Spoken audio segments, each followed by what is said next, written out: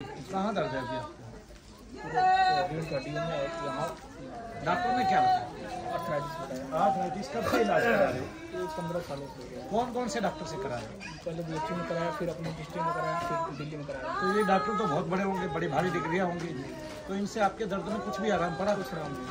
क्या कहते हैं डॉक्टर? तो इंटेलिजेंस प्लान है, हाँ, आजीवन दवा खाने के लिए। आजीवन दवा खाने के लिए बोले। तो आजीवन दवा खाने के लिए तो शरीर नहीं बनाया भगवान ने।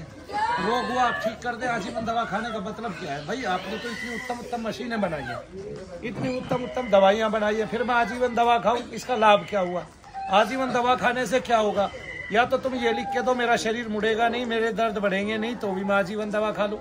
आप ये तो लिख के दे नहीं रहे, आपसे रोग ठीक नहीं हो रहा, फिर कहाँ इस पे मशक्कत कर रहे हैं, कहाँ इस पे कानूनी लड़ाई लड़ रहे हैं, कहाँ इस पे दवाइयाँ की दवाइयाँ दे रहे हैं, कहाँ इस पे मरीज का पैसा खर्चवा रहे हैं? आप क्या करते हैं?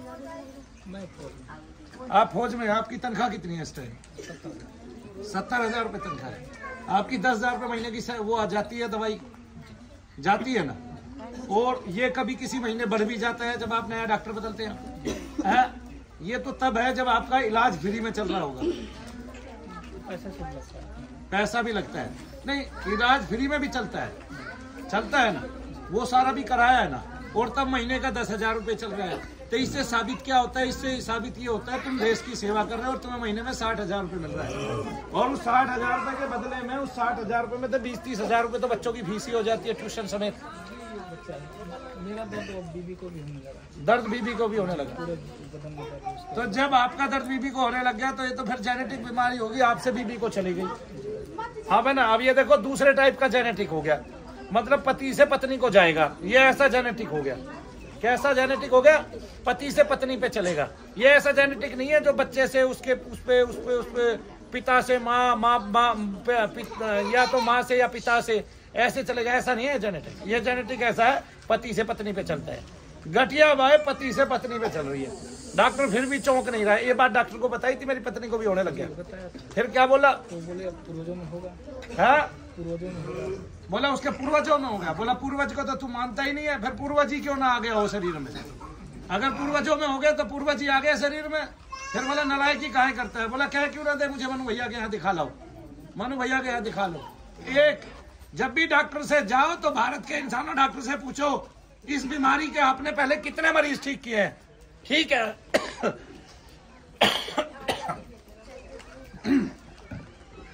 100 से 200 प्रमाण उसके पास हो तब उसको दिखाओ, वरना काहे दिखा रहे हो? बताओ मेरी बात, किस लिए दिखा रहे हो? उसकी मशीनें देखने जाते हो, उसका पत्थर का फर्श देखने जाते हो, उसके बड़े बड़े भवन देखने जाते हो, उसका एसी देखने जाते हो, उसके कपड़े देखने जाते हो क्या?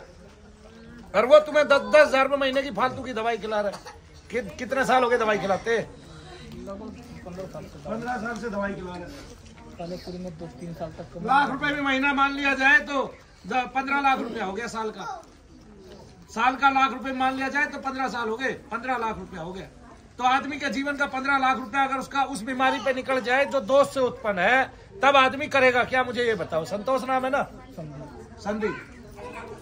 अभी दर्द देखना जहां आपका दर्द है शरीर में, उसके बाद जब के बाद आप बताना प्रभाव, ठीक है ना?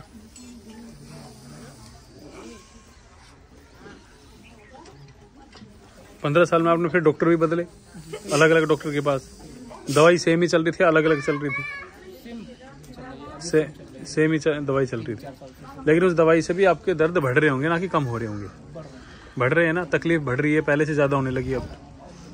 और उसके साइड इफेक्ट भी बहुत सारे होते हैं दवाई के, जैसे पेट भी खराब रहता है कई बार, या कई बार क्या बोलते हैं धड़कन ही बढ़ा देता है, ऐसे भी आपका होता है ये साइड इफेक्ट। बोलिए शनिदेव महाराज की।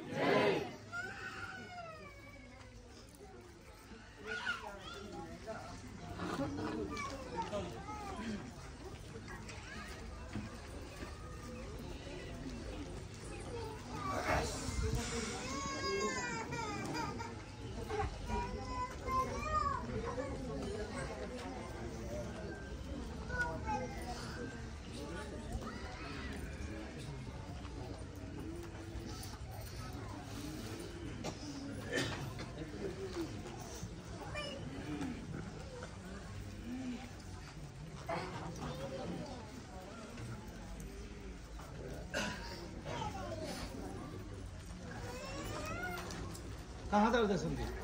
अभी ठीक है, अभी क्या ठीक हो गया? यहाँ कर दो। बोलिए शनिदेव महाराज की।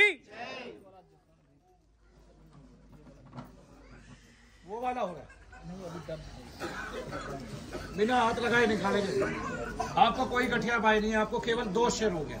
जो आपसे आपकी पत्नी पे पहुंच गया वो दोष से है। किससे है? दोष से है। मैं डॉक्टरों जितना बेवकूफ नहीं हूँ, मेरी सेंस ऑफ ह्यूमर है।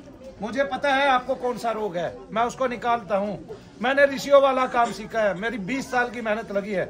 मैं लगातार जप करता हूँ, 24 घंटे में से मेरे 18 घंटे जप में निकलते हैं और मैं ये काम 20 साल से कर रहा हूँ। 2004 से आज 21वां वर्ष है मुझे। 2004 से लोगों के लिए करने लग गया था। ठीक है, दिन रात मेहनत की है मैंने। 2015 से मेरी छुट्टियां नहीं है एक भी, और मैं रेगुलर काम करता हूँ। मेरे साथ वाले भी पक जाते हैं, ऊब जाते हैं और भाग जाते हैं, छोड़ जाते हैं मुझे। आया समझ में? आ गया? तुम्हारी भी छुट्टियां होती हैं साल में, आ गए ना, और तुम छुट्टियों में आ रहे हो। मनु भैया की कोई छुट्टी नहीं है। मैं चाहता हूँ मेरे भारत का फौजी ठीक खड़ा रहे। बोलिए शनिदेव महाराज की। कोई गठिया ना रहे। मैं चाहता हूँ जब वो युद्ध लड़े तो उसकी कोहनियों में दर्द ना हो।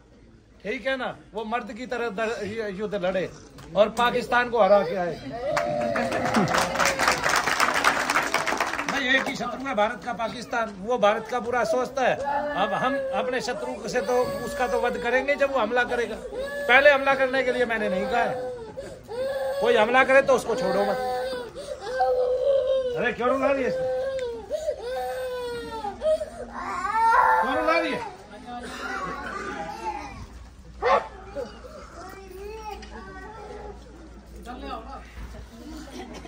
संदीप कहाँ दर्द हो रहा है? ले बिस्किट ले, बिस्किट। हेलो,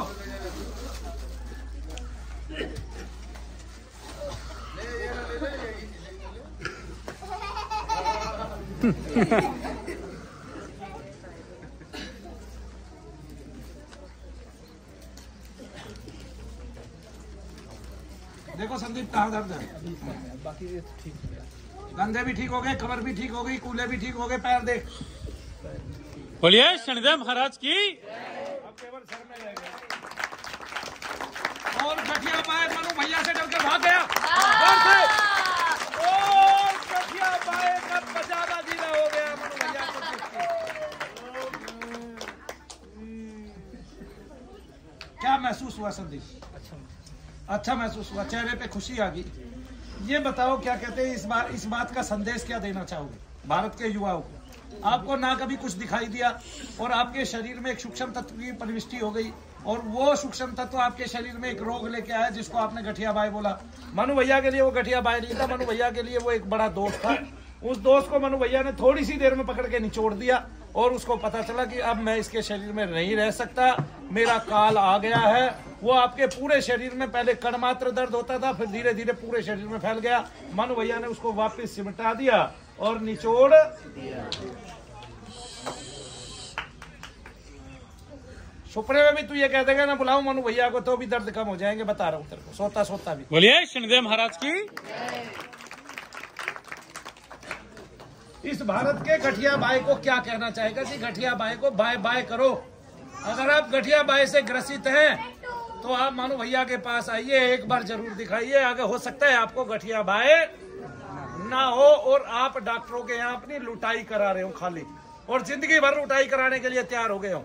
और आपके डॉक्टर गठिया बाय के 2.5 लाख के, 5-5 लाख के, 25,000 रुपए का इंजेक्शन पता नहीं कितने कितने में लगा देते हैं डॉक्टर। ठगरे एकांत में ले जाके, किसी की नजर ही नहीं है, चोर हो गए जैसे। उनसे बड़ा कोई चोर नहीं रहा, महारती नहीं रहा इस विषय में। ठीक है, बिना बात के झूठे ऑपरेशन कर रहे हैं। सरकार की कोई तलखी नजर नहीं है। सरकार देख ही नहीं रही है कि इन गरीबों को सेवा की जरूरत है। सरकार ये जान ही नहीं रही है कि दोष से उत्पन्न रोग हो रहे हैं और बहुत सारे लोग रोगी हैं ही नहीं, और सरकार का भी पैसा व्यर्थ में जा रहा है। आयुष्मान योजना का पैसा लोगों का व्यर्थ में जा रहा है। ठीक है, जो बहुत गरीब आदमी है उसके पास आयुष्मान कार्ड है, सरकार से डॉक्टर 5 लाख रुपए ले रहा है, उसका गठिया बाय का इलाज कर रहा है, हर साल 5 लाख ले लेगा तब भी गठिया बाय ठीक नहीं होगी। सरकार को भी जानना चाहिए कि ये रोग नहीं दोष है। बोलिए शनिदेव महाराज की।